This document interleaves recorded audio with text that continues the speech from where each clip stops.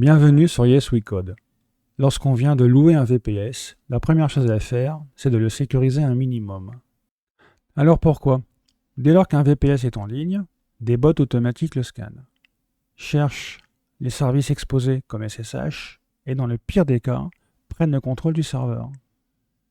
Pour réduire ce risque, on va mettre en place quelques protections simples mais essentielles. Voyons tout de suite le programme. On va avancer étape par étape. D'abord, mettre à jour le système. Ensuite, gérer les comptes utilisateurs. Puis, sécuriser la configuration SSH. Enfin, on activera le firewall. Commençons par la mise à jour du système. La commande apt update permet de récupérer la liste des dernières versions disponibles des paquets, alors que la commande apt upgrade permet ensuite d'installer les mises à jour. C'est une étape importante parce que certaines mises à jour peuvent corriger des failles de sécurité déjà connues. Ces commandes sont valables pour un serveur Ubuntu ou Debian. Je me connecte au serveur en SSH avec le compte fourni dans l'email que j'ai reçu. Donc le compte que j'ai reçu s'appelle Ubuntu.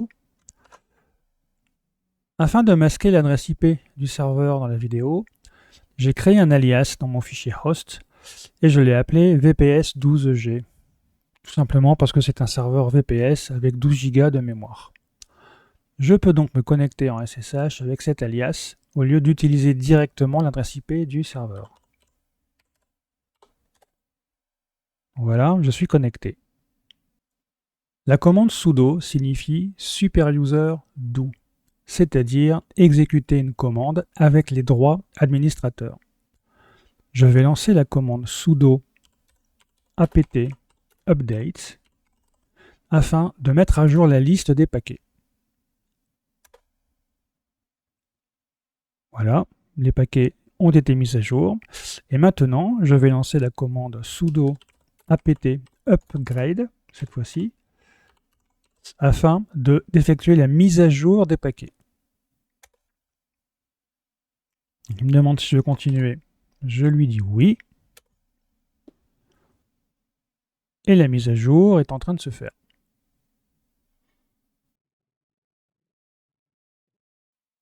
Bon voilà, la mise à jour est effectuée.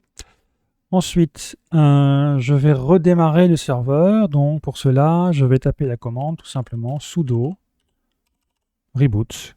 Je vais l'exécuter. Donc je perds la connexion. On attend que le serveur reboot et je vous retrouve dans une minute. Alors je me reconnecte de nouveau au serveur. J'aimerais maintenant renommer le serveur. Cela permet de mieux l'identifier dans le terminal et dans les logs. Donc la commande suivante permet de modifier le nom système du serveur. Donc c'est la commande sudo hostnamectl. Ensuite un set-hostname. Et ensuite j'indique le nom du serveur. Donc moi je vais l'appeler VPS12G, tout simplement. Voilà. Ensuite, je modifie le fichier /etc/host afin que le nouveau nom soit aussi connu localement par la machine. Donc pour ça, j'ouvre le fichier en édition avec la commande nano.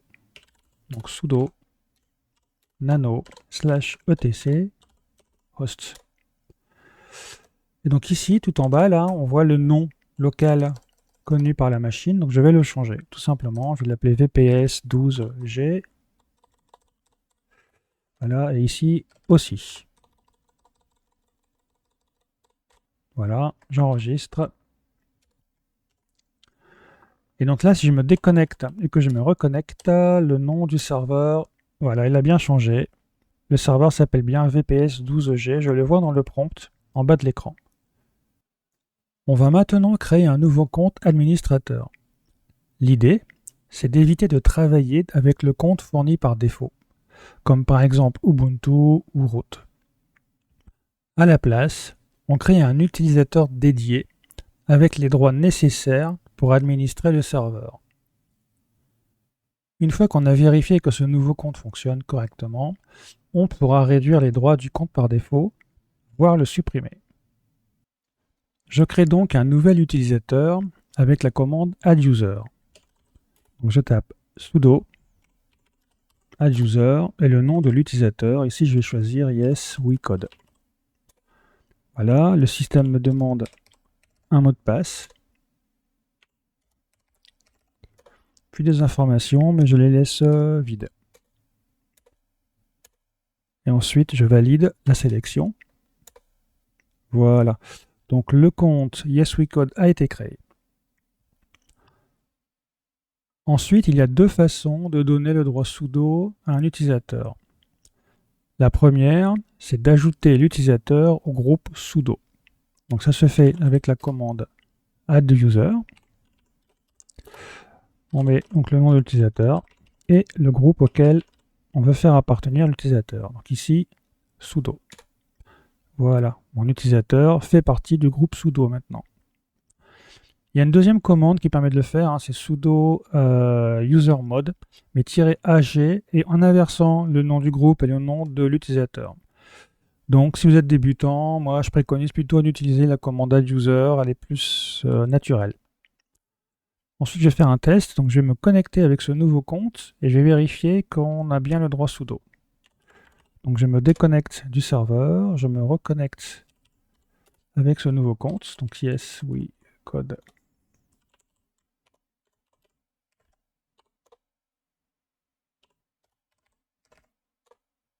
Ok, donc j'arrive bien à me connecter, je vais vérifier que je suis bien sudo, donc pour faire ça, on peut taper par exemple la commande sudo whoIam. whoIam. Donc il me demande de taper le mot de passe, et il me dit bien que je suis root. Donc l'utilisateur YesWeCode est bien associé au groupe sudo, et il est bien administrateur de la machine. La deuxième façon de donner le droit sudo à un utilisateur consiste à créer une règle sudo dédiée. Donc au lieu d'ajouter l'utilisateur au groupe sudo, on ajoute une règle dans le fichier des sudoers. Je préfère ajouter un fichier dans le dossier des sudoers. C'est plus pratique à gérer. Pour éviter les erreurs de syntaxe, on édite ce fichier avec la commande vsudo. Donc ça se fait avec sudo, vsudo.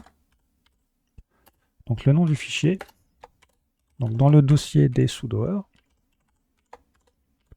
Et ce fichier, je l'ai appelé YesWeCode par exemple.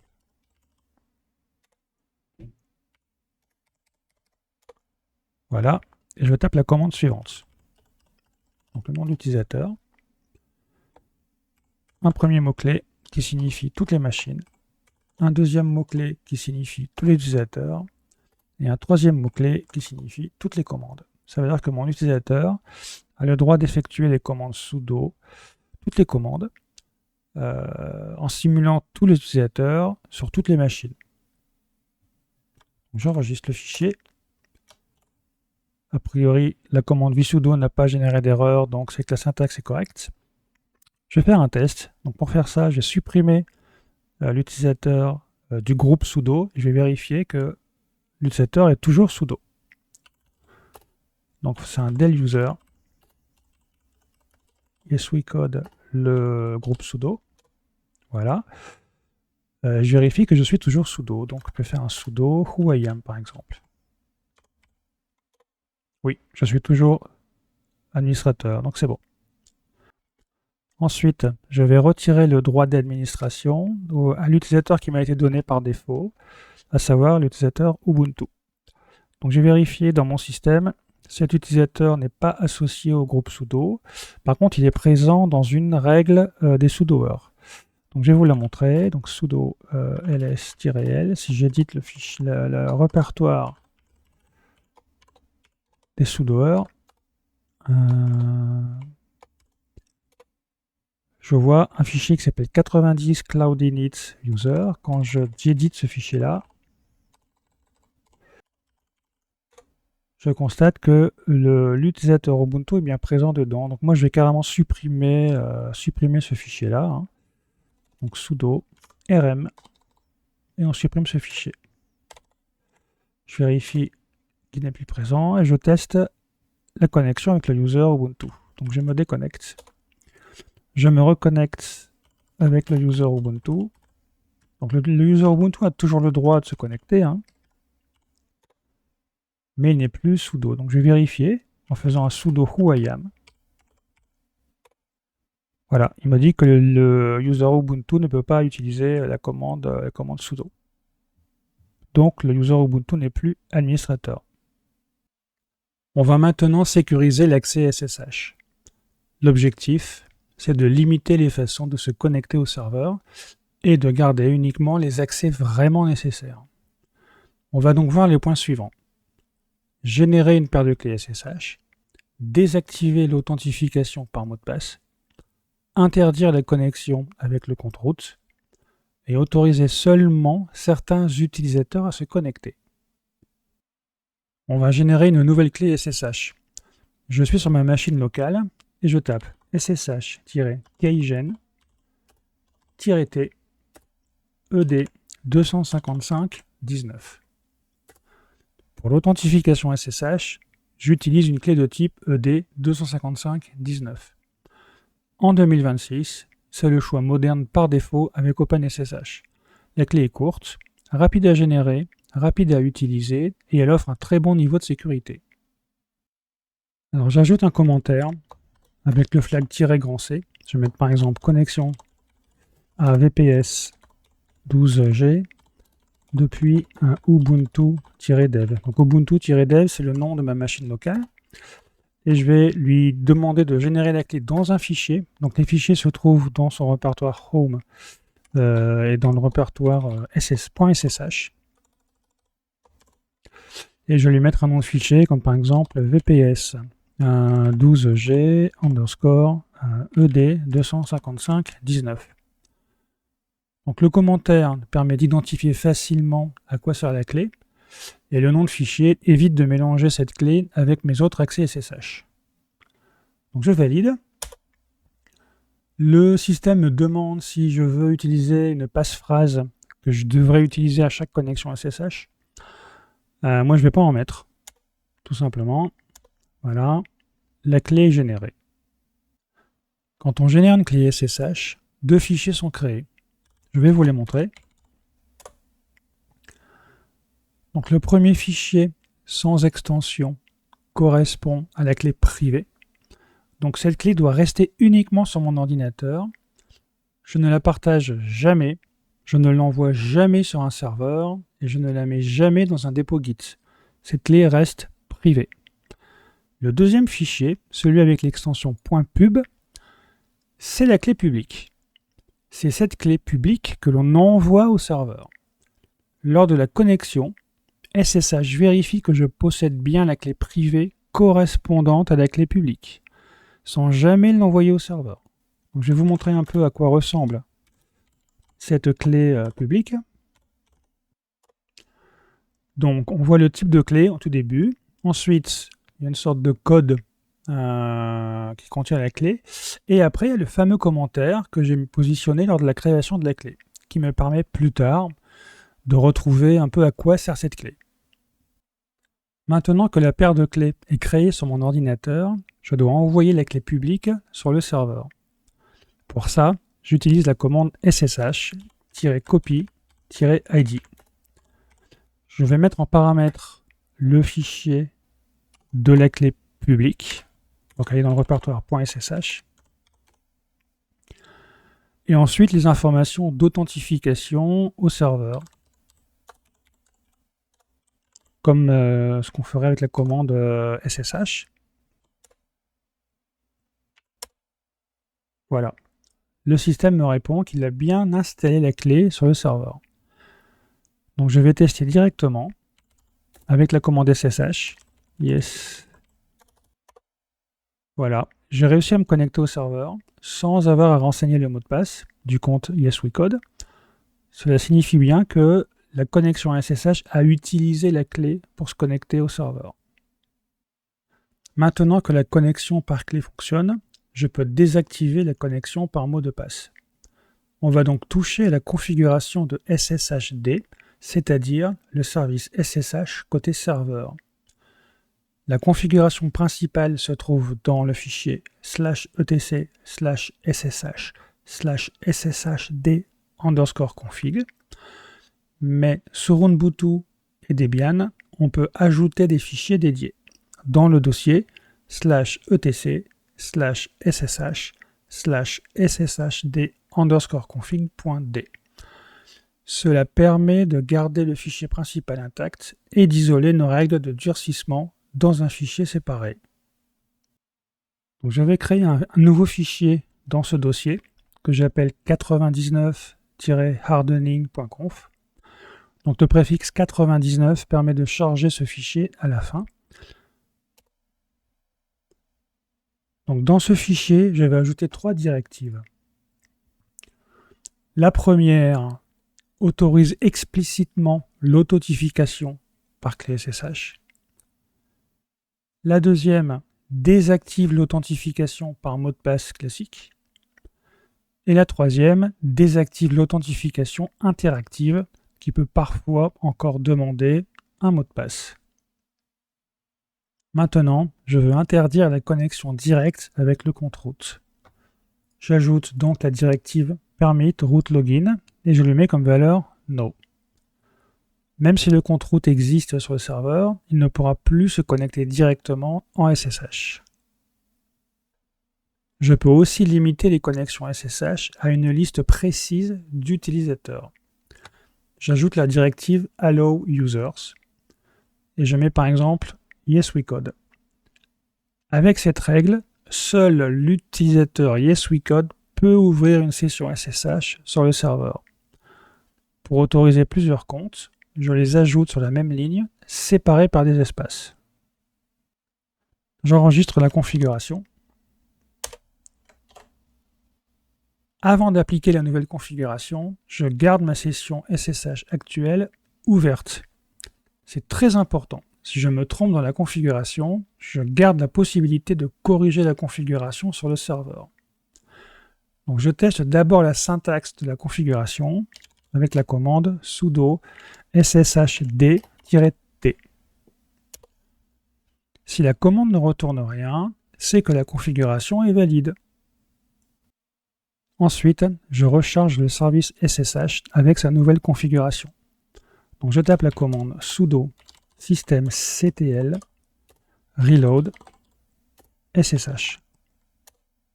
Voilà. Ensuite, j'ouvre un nouveau terminal et je teste la connexion. Donc, SSH YesWeCode @vps12g. OK, la connexion fonctionne, la configuration est OK. Alors attention, si la connexion échoue, vous devez absolument corriger la configuration SSHD. Sinon, vous ne pourrez plus vous connecter au serveur. Donc faites vraiment attention. Maintenant que l'accès SSH est sécurisé, on peut passer à l'activation du firewall. L'objectif du firewall, c'est de contrôler le trafic réseau autorisé à entrer ou à sortir du serveur. Dans notre cas, on va surtout s'en servir pour filtrer les connexions entrantes. On bloque tout par défaut, puis on autorise uniquement les services nécessaires comme SSH et plus tard HTTP et HTTPS. On va utiliser UFW, un outil simple pour gérer les règles firewall sur Ubuntu et Debian. On va donc installer UFW, bloquer les connexions entrantes par défaut, autoriser SSH, ouvrir les ports nécessaires et enfin activer le firewall et tester. Sur Ubuntu, UFW est souvent déjà installé, mais je préfère le vérifier explicitement. Je commence par regarder son état en tapant la commande sudo UFW status. OK. Si la commande existe, UFW est bien présent. Il peut être installé mais encore inactif, donc c'est le cas ici, ce qui est normal sur un serveur fraîchement installé. Si UFW n'est pas installé, je l'installe avec la commande suivante, sudo apt install ufw. Avant d'activer le firewall, je définis les règles par défaut. La première règle bloque les connexions entrantes avec la commande sudo ufw default deny incoming. Voilà. Ensuite, ça veut dire que personne ne peut ouvrir une connexion vers le serveur, sauf si on l'autorise explicitement. La deuxième règle autorise les connexions sortantes. Donc, je tape la commande sudo ufw default allow outgoing. Voilà. Le serveur peut donc continuer à sortir sur Internet, par exemple pour installer des paquets, télécharger des mises à jour ou appeler une API. Avant d'activer le firewall, je dois surtout penser à autoriser SSH. Sinon, je risque de bloquer ma propre connexion au moment où le firewall sera activé. Sur Ubuntu, UFW propose un profil pour OpenSSH. Je tape la commande sudo UFW allow OpenSSH avec un O majuscule et SSH en majuscule. Voilà. Cette règle autorise les connexions SSH entrantes sur le port utilisé par le service OpenSSH par défaut, c'est-à-dire le port 22. Si j'ai changé le port SSH dans la configuration SSH, je dois autoriser le port correspondant à la place. Ensuite, j'ouvre uniquement les ports dont le serveur a besoin. Par exemple, si ce VPS doit héberger un site web, j'autorise le trafic HTTP et HTTPS. Je tape les commandes sudo ufw allow 80/TCP et sudo ufw allow 443/TCP. Donc le port 80 correspond à HTTP et le port 443 correspond à HTTPS. L'idée, c'est de ne pas ouvrir des ports au cas où. Chaque port ouvert doit correspondre à un service réel que je veux exposer sur Internet. Une fois les règles définies, je peux activer le firewall. Donc je l'active en tapant la commande sudo ufw enable. Donc UFW demande une confirmation parce qu'une mauvaise configuration peut couper la connexion SSH. Voilà. Ensuite, je vérifie l'état du firewall en tapant la commande sudo ufw status. Le système me répond que le firewall est actif. Avant d'activer le firewall, je garde ma session SSH actuelle ouverte. C'est important parce qu'une mauvaise règle firewall peut couper l'accès SSH au serveur. Une fois UFW activé, je ne ferme donc pas cette session tout de suite. J'ouvre un nouveau terminal et je teste une nouvelle connexion. Alors, je me tente de me connecter au serveur en SSH. C'est bon, ça fonctionne. Donc, si la nouvelle connexion fonctionne, je peux considérer que l'accès SSH est toujours correct.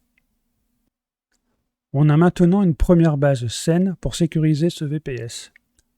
On a mis à jour le système, on a créé un utilisateur administrateur, on a sécurisé l'accès SSH et enfin activé le firewall avec uniquement les ports nécessaires. Alors, ce n'est pas une sécurité parfaite, mais c'est déjà un très bon premier niveau de protection pour un serveur exposé sur Internet.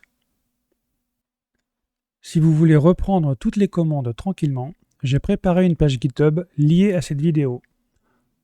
Vous y retrouverez le détail des commandes utilisées, les fichiers de configuration à modifier et les points d'attention pour éviter de vous bloquer l'accès au serveur. Le lien est disponible en bas dans la description. Si cette vidéo vous a aidé, n'hésitez pas à mettre un like. Ça aide la vidéo à être visible auprès d'autres personnes. Et si vous voulez continuer à progresser sur Linux, le DevOps, l'auto-hébergement, le développement par l'IA, vous pouvez vous abonner à la chaîne. Merci d'avoir regardé et à très bientôt pour une prochaine vidéo.